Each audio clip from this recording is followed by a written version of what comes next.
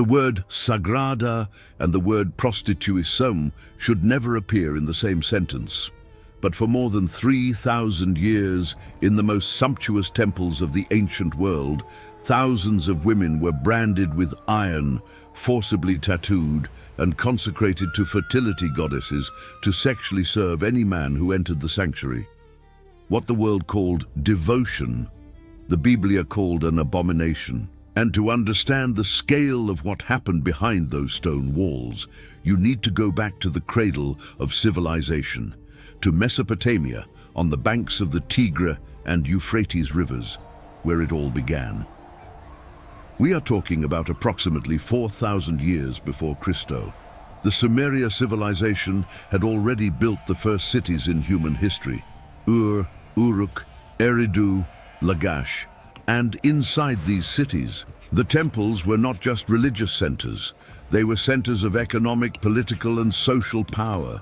The temple was the heart of the city. It controlled lands, herds, harvests, and, what few people know, it also controlled people, specifically women. In the center of Uruk, a city with about 40,000 inhabitants at its peak, rose the temple of the goddess Inanna. Inanna was the Sumeria deity of fertility, sexual desire, and war. A combination that to the modern mind sounds bizarre, but for the Sumerios made perfect sense. Fertility meant survival. Harvests, herds, children, everything depended on forces they believed were controlled by this goddess. And the way to please Inanna, to ensure she kept the land fertile and the people prosperous, was through sexual rituals within the temple itself. But how exactly was a goddess of fertility worshipped? These were not symbolic rituals. They were real sexual acts, practiced by women who lived permanently within the religious complex. Sumeria's records, dating from approximately 2,400 years before Christo, describe an organized system of ritual prostitution operated by priests in the Temple of Ishtar, the Akkadiana version of Inanna. The temple functioned as an institutionalized brothel, divided into 3 classes of women. The first class could only perform sexual acts inside the temple. The second had access to the gardens and courtyards and served visitors in outdoor areas. The third, the lowest in the hierarchy, lived on the temple grounds but could go out into the streets to find clients. 3 classes, one same function, and no choice. These women received specific designations. They were called Nindingir, sacred women, in Sumerio, or Kadishtu in Akkadiano, which literally means the consecrated ones. The irony is brutal. The root of the word Kadishtu is the same as sagrado, separate, dedicated. Women forced into sexual exploitation were called sacred. And to ensure everyone knew which temple they belonged to, which god they served, and which social class they were trapped in, they were marked. The marking varied by region, era, and deity. In some cases, it was a tattoo made with needles and pigments, applied to the wrist, neck, or forehead. In others, it was a brand from a red-hot iron, the corterium, that left a permanent scar on the skin. The historian Herodotus, writing in the 5th century before Christo, recorded that slaves who entered the temple of Heracles in Aegypto received what he called stigmata hiera, sacred marks tattooed on the body. Luciano de Samosata, centuries later, documented that the followers of the goddess Atargatis, a Syria fertility deity, were all tattooed on the wrist or neck. Everyone, men and women. But think about what that meant in practice. You are a girl of 10, 12 years old. Maybe you were sold by your family for debts. Maybe you were captured in a war. Maybe your father decided to consecrate you to the temple as a religious offering. And in a ritual you don't understand, before priests who speak words you don't comprehend, someone presses hot iron against your skin. The pain is unbearable. The smell of burning flesh is your own body. And from that moment on, you no longer belong to your family. You belong to the temple, you belong to the goddess, and any man who pays the required price has the right to use your body as a form of worship. This was the reality. In Babylonia, the system reached a scale that shocked even ancient historians. Herodotus, who traveled extensively through the Oriente Medio, described what he called the most shameful custom of the Babylonios. According to his account, every woman born in Babylonia was obliged, at least once in her life, to sit in the temple of Ishtar and give herself to a stranger. The man would throw a silver coin into her lap, pronounce the name of the goddess Melita, the Assyria version of Ishtar, and lead her outside the sacred precinct. The woman could not refuse. To refuse would be a sin against the goddess. Modern historians debate the extent of this account. Many argue that Herodotus exaggerated, that the system did not involve all women, but rather a specific class of temple servants. And there is reason for this caution. Herodotus was Greek, writing during the wars against Persia, and had motivation to portray the Babylonios as morally inferior. But even discounting the exaggeration, the core of the account is confirmed by archaeological evidence and cuneiform textual evidence.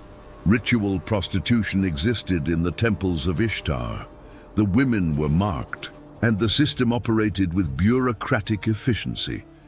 In the archaeological site of Pyrgi, in ancient Etruria, modern-day Italia, excavations revealed a temple dedicated to Astarte, the Phoenicia version of Ishtar, with at least 17 small rooms that likely served as quarters for temple prostitutes. 17 rooms in a single temple.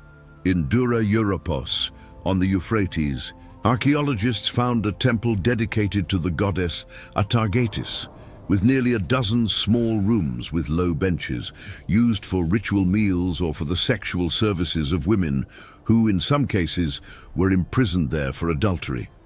Imprisoned for adultery and forced into temple prostitution as punishment. The irony is so thick it suffocates. And what happened to the women who tried to escape? The records are scarce, but what survived is brutal. In the Temple of Apollo in Bulgaria, in present-day Tunisia, archaeologists found a woman buried with an inscription that said, "Adulteress, prostitute, bind me, for I fled from Bulgaria." A dead woman with her sentence engraved alongside her body. Even in death, she did not escape the mark. And this system was not restricted to Mesopotamia. It spread like a religious plague throughout the ancient Mediterranean, from the Sumerios to the Akkadianos, from the Akkadianos to the Babylonios, from the Babylonios to the Phoenicios, who carried the cult of Astarte along all their trade routes. Chipre, Carthago, Sicilia, southern Italia, northern Africa, Peninsula Iberica.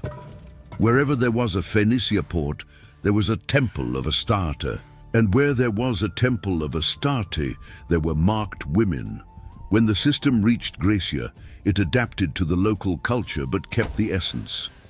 The temple of Aphrodite in Corinto became the most notorious center of sacred prostitution in the Greek world. The geographer Strabon, writing in the 1st century before Christo, stated that the temple of Aphrodite on the Acrocorinto, the citadel that dominated the city, employed more than 1,000 sacred prostitutes at the same time. 1,000 women in a single temple. The number is likely exaggerated. The complex would not hold so many people, but the existence of the system is confirmed by multiple sources. The sailors who landed at the port of Corinto climbed thousands of zigzagging steps to the top of the rock of Acrocorinto, where they passed through the marble columns of the Temple of Aphrodite. The historian Plutarch called these women a great army of prostitutes. And the most disturbing part, the temple's profits funded the city itself. Corinto grew rich from sacred prostitution. The city's economy depended on the flow of sailors, merchants, and travelers who climbed the hill to worship Aphrodite. In Graecia, The women linked to temples were divided into categories.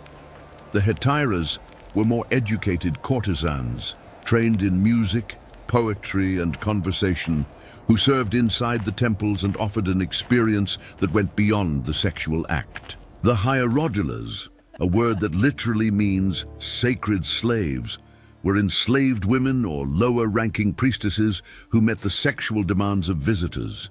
Many of these women, especially the hierodulas, carried physical marks identifying their condition. In Graecia and Roma, the marking system was sophisticated and had legal backing. The Greek word for tattoo was stigma, the same word we use today to designate social shame. And it is no coincidence. In the Greco-Roman world, the stigma was a permanent mark applied to the skin of slaves, criminals, and prisoners of war. The mark was made in two ways: by cauterization, a red-hot iron that left a scar, or by pigmentation, the introduction of ink under the skin with needles, in a process technically identical to modern tattooing. In both cases, the objective was the same: to transform the human body into a living legal document. Slaves were marked on the forehead with the owner's name. Criminals were marked with the letter of their crime. Prisoners of war were marked with the symbol of the nation that captured them. When the Athenienses defeated the Samios in the 5th century before Christo, they tattooed the prisoners' foreheads with the image of an owl, the emblem of Athenus. The Samios, when they retaliated, tattooed the Athenians' prisoners with the image of a warship. And when the Athenienses were defeated in Syracuse, 7,000 captives had their foreheads marked with the image of a horse, the symbol of the winning city.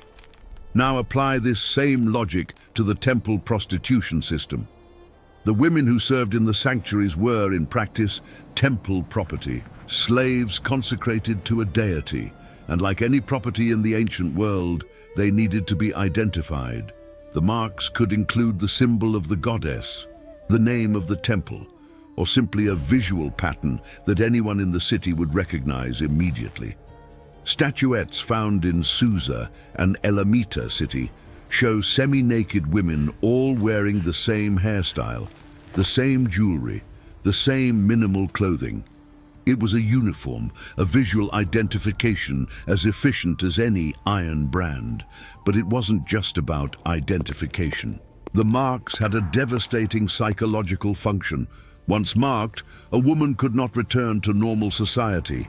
In Imperial Roma, a law determined that any slave who had received corporal punishment, including tattoos, even if they were later freed, would receive a second-class legal status. They were neither slave nor citizen. They were something in between, and there were severe restrictions. They could not come within 160 kilometers of Roma, under penalty of being sold back into slavery, along with all the possessions they had accumulated while free. The mark, therefore, was permanent in every sense, not just on the skin, in identity, in the future, in the possibility of one day truly being free. In ancient Egitto, the situation had different nuances, but the principle was the same. The oldest evidence of tattoos in Egitto dates back to the Decima Primera Dinastia, around 2,150 years before Christo. Female mummies were found with tattoos that were initially interpreted by archaeologists as having erotic significance.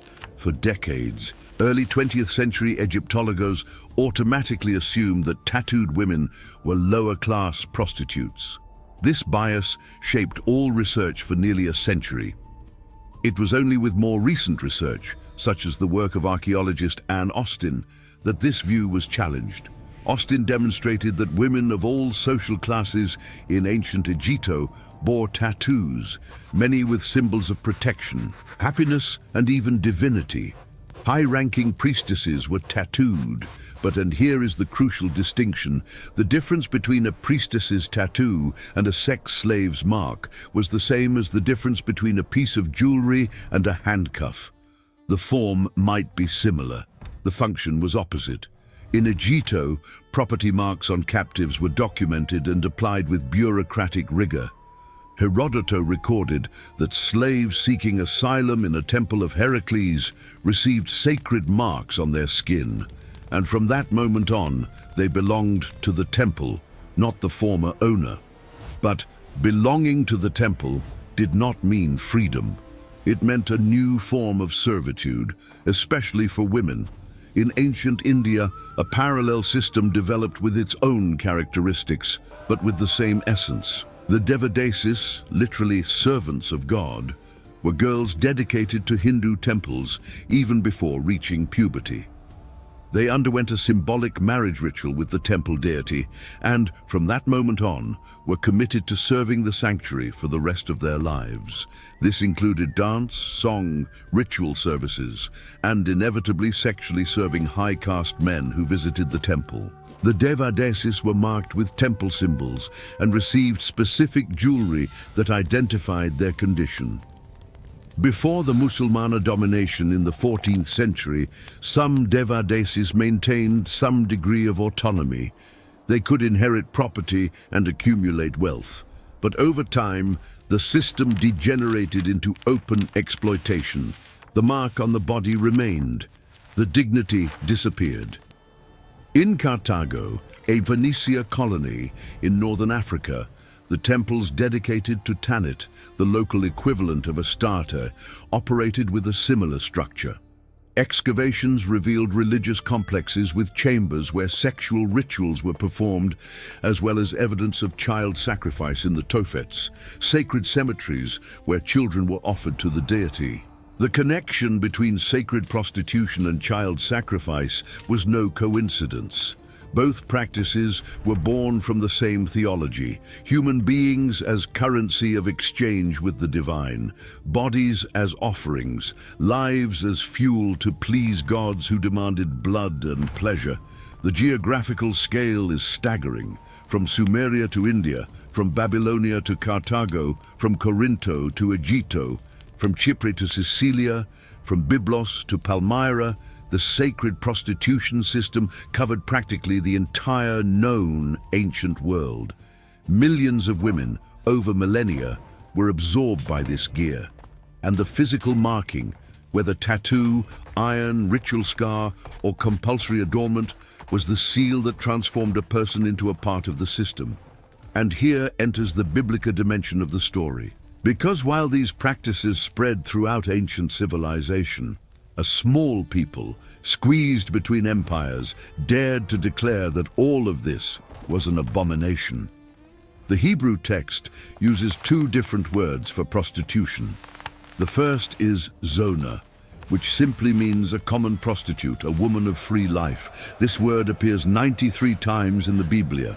The second is kedesha, which comes from the Hebrew root qd-eshesh, the same root as santo, consecrated, as separate. Kedesha appears only 5 times in all of Scripture, and it carries a specific weight that modern translation rarely manages to convey. The Kedesha was not just any prostitute. She was a woman consecrated, separated for sexual rituals in a pagan religious context. The Biblicos writers took the word the Canaanians used to designate their temple servants, women the Canaanians considered sacred, and turned it into a term of condemnation. The Biblia literally hijacked pagan religious language and inverted it. Deuteronomio, chapter 23, verse 17, is direct. There shall be no Kedesha among the daughters of Israel, nor a Kadesh among the sons of Israel. The prohibition is absolute. There was no exception, no negotiation, no cultural adaptation. The God of Israel completely rejected the system that the surrounding nations practiced. And this rejection was not abstract. It was practical and urgent because the Israelites lived surrounded by cultures that practiced sacred prostitution. The Canaanites worshipped Baal and Asherah with sexual rituals. The Phoenicians maintained temples of Astarte in cities like Byblos, Afka, and Baalbek. The Philisteus operated sanctuaries in Ascalon and Gaza. The cultural pressure on Israel was constant and overwhelming. and the people gave in repeatedly. The book of Oseas, chapter 4, verse 14, records the prophet's denunciation against the men of Israel who participated in the rituals of the Kedeshot, the Canaanites' sacred prostitutes. Oseas was not speaking in metaphor. He was describing a real practice that had infiltrated the religious life of the people. Men of Israel went up to the mountains, entered the sacred groves where the Canaanites worshipped Baal, and participated in sexual rituals as a form of worship. The language of Oseas is charged. He compares Israel to an adulterous wife who abandons her husband to prostitute herself with strangers. And this image, the nation as an unfaithful woman, became one of the most recurring themes of all Old Testament prophecy. Isaiah uses it, Jeremiah uses it, Ezekiel uses it with a graphic brutality that shocks even modern readers. But the lowest point came during the reigns of the worst kings of Judah and Israel. The sacred prostitution system did not just survive in neighboring nations, it invaded the Templo de Jerusalem itself. Segundo Reis, chapter 23, verse 7, records that during the reign of Josias, around 639 to 609 before Christo, the young king discovered that inside the Templo do Señor there were rooms where Kedeshim, ritual prostitutes, male and female, operated openly, inside the Templo. In the place that Salomon had built with 150,000 workers, covered with more than 20 tons of gold, dedicated exclusively to the God of Israel. Right in there, people practiced the same rituals that happened in the temples of Ishtar, Astarte, and Baal. Josias tore it all down. He destroyed the rooms. He expelled the Kedeshim. He burned the pagan altars. He removed the Asherah poles. Josias's reform was so radical that the biblical text describes it as something that had never happened before in Israel. But the corruption was so deep that it had already penetrated the walls of the nation's most sacred place. How is it that a people who had received the law at Sinai, who had seen fire descend upon the tabernacle, who knew the explicit prohibition of Deuteronomio, how is it that this people allowed ritual prostitutes to operate inside the Templo do Señor? Put into perspective what that meant. Marked women and men, physically and socially, serving as sexual instruments in pagan rituals, operating inside the Templo that had been built in absolute silence, where no hammer could sound during construction, where the Santissimo was so sacred that only one man per year could enter, and even then with bells sewn into the hem of his robe so the priests would know if he was still alive inside. The contrast is deafening. But the story did not stop in Mesopotamia, Graecia, or Israel. The Roman system took the marking of prostitutes to an unprecedented level of legal sophistication. In Rome, prostitution was legal and regulated. Prostitutes had to register with the aedile, the magistrate responsible for public order. They received a license called licentia stupri, literally permission for immorality. And in many cases, especially when dealing with slaves forced into prostitution, physical marking was part of the process. The Emperor Caligula took the practice to the extreme. He marked young nobles with tattoos before condemning them to enslavement. Gladiators, who were frequently forced to serve their patrons sexually, were also marked. The Emperor Valeriano extended the practice to early Christians, ordering crosses to be tattooed on the foreheads of those who refused to deny the faith, a dark irony. The symbol of spiritual freedom was forcibly engraved on the skin as a mark of shame. And while the empires marked bodies, the Biblia built a radically opposite narrative. In the pagan world, the gods marked human beings as property. In the biblical text, God refuses to treat human beings as objects. Levitico chapter 19 verse 28 explicitly forbids Israelites from making cuts or marks on the skin, a direct reference to pagan rituals of religious marking. The prohibition was not aesthetic. It was theological. The human body, created in the image of God, could not be treated as a tablet where the name of an idol is engraved. In the world of Ishtar, a woman was marked to signify she belonged to the temple. In the world of Baal, a young woman was tattooed to signify she had been consecrated to the god. In the world of Aphrodite, hierodulas carried signs indicating their sacred sexual availability. In each case, the mark said the same thing.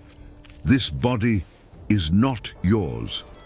This body is the property of a deity who demands pleasure as a form of worship.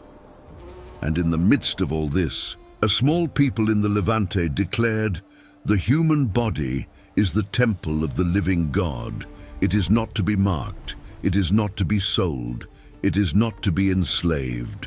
The scale of suffering that this global system of sacred prostitution caused is impossible to calculate. It was thousands of years, from the 4th millennium before Christo to the first centuries of the Christian era, in which women were systematically marked, exploited, and discarded in the name of religion.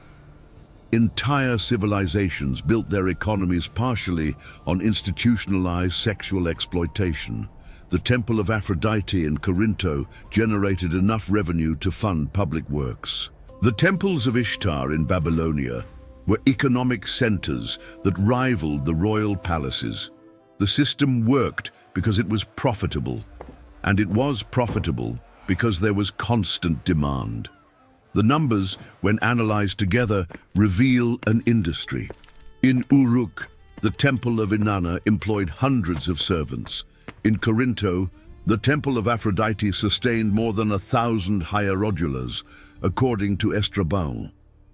In Pyrgi, 17 rooms dedicated to sexual service. In Byblos, Afka, and Baalbek, annual festivals mobilized thousands of participants.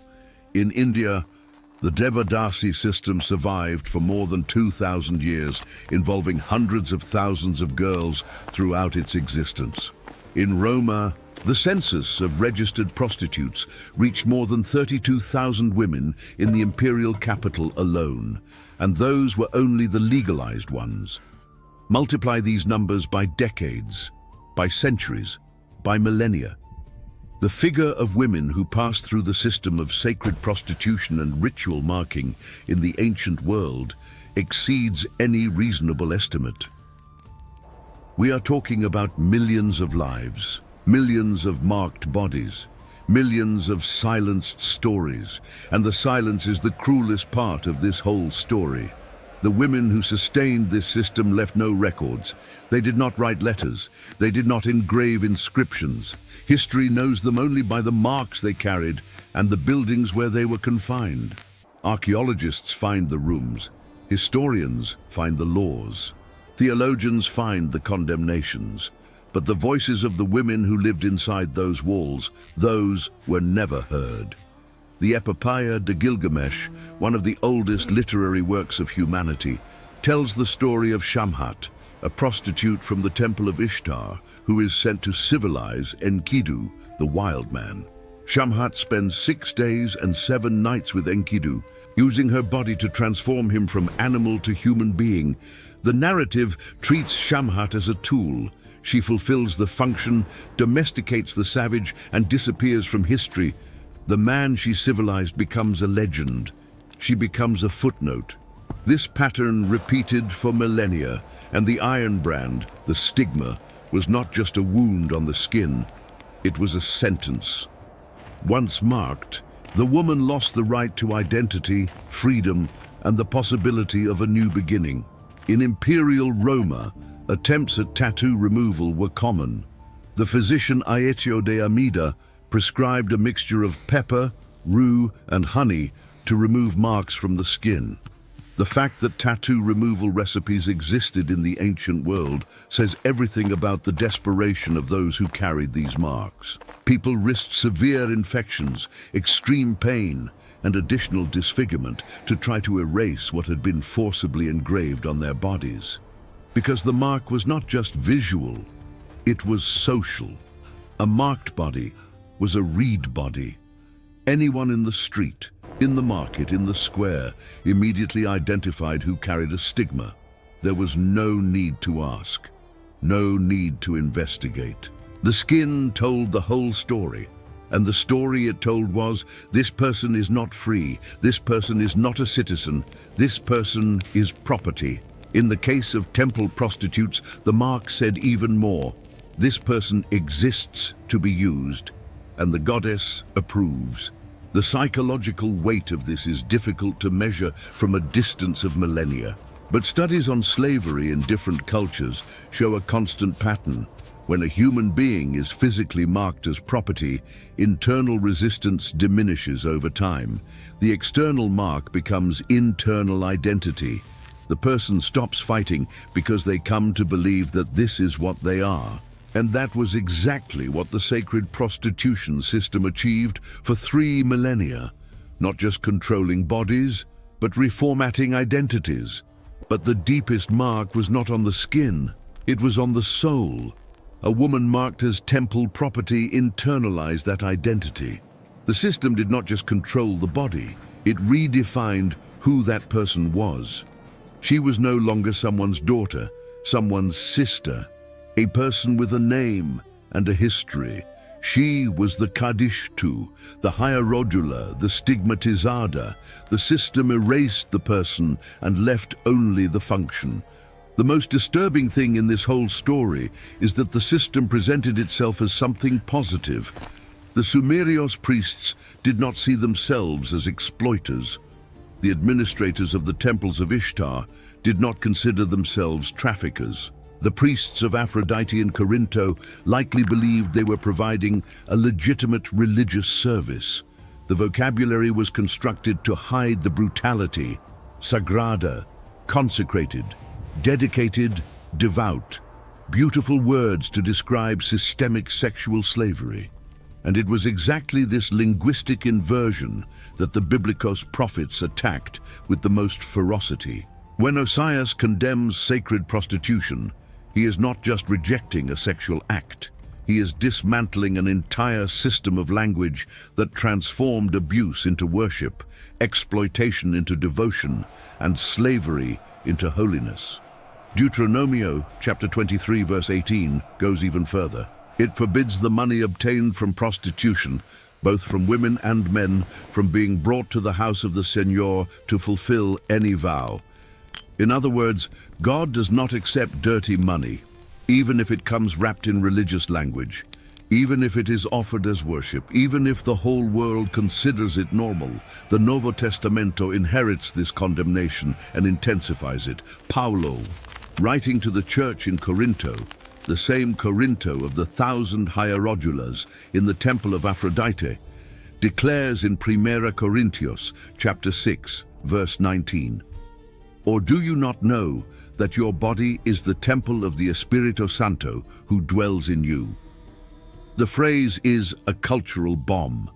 Paulo is speaking to people who grew up in a city where human bodies were temples of Aphrodite, property of the goddess, and he inverts everything. The body is not the temple of an idol that enslaves. It is the temple of a God who sets free. The same word, temple, with a completely opposite meaning. And more.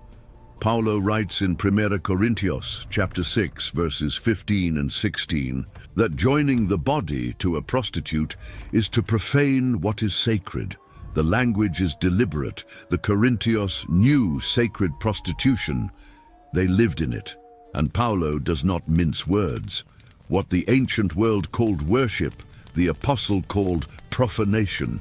This position was radical for the time, unique. No other civilization of the ancient Oriente Proximo condemned sacred prostitution as an illegitimate religious practice. The Sumerios institutionalized it. The Babylonios expanded it. The Phoenicios exported it. The Greeks refined it. The Romans regulated it. Only Israel, a tiny people squeezed between empires, declared that the entire system was an abomination against human dignity and against the character of God. And this declaration came at a high price. because rejecting sacred prostitution meant rejecting political alliances with nations that practiced it. It meant constant tension with neighbors. It meant that kings like Salomon, who built altars for Chemos and Moloch to please his foreign wives, were betraying not only God, but their own people. It meant that Israel's identity as a nation was permanently linked to the refusal to treat human bodies as offerings. Today, the temples of Ishtar are ruins in the desert of Iraq. The temple of Aphrodite in Corinto is a handful of broken columns on a hill. The sanctuaries of Astarte in Byblos have become archaeological sites where tourists take photos without knowing what happened inside.